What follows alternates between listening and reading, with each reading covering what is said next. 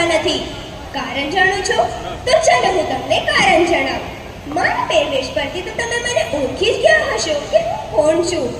હા, હું એક દીકરી છું, હું એક બેન છું, હું એક વહુ છું, હું એક પત્ની છું અને હું એક માં છું.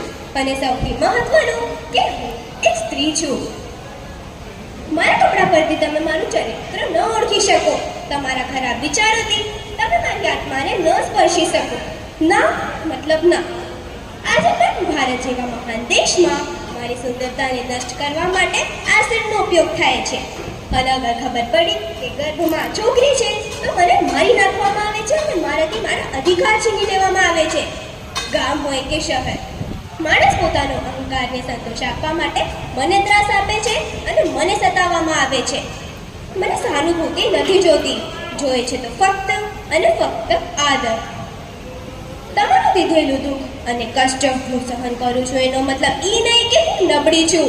હું એક તાકાત છું, હું એક આશા છું, હું એક સ્ત્રી છું, લાખો સપના ધરાવતી એક સ્ત્રી. તો ચાલો આજથી આપણે સૌ મળીને એક નિર્ણય લઈશું કે અમે લોકો સ્ત્રીનું પર આદર કરશું, તેમની પ્રશંસા કરશું અને તેમને સન્માન આપશું.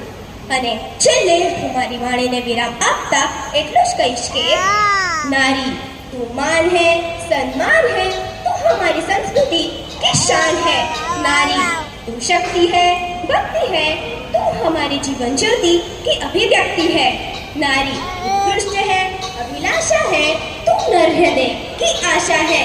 नारी प्रथम है, जिम्मेदारी है, ते नारी के बिना ये सारी दुनिया अधूरी है. नारी के बिना ये सारी दुनिया अधूरी है. धन्यवाद.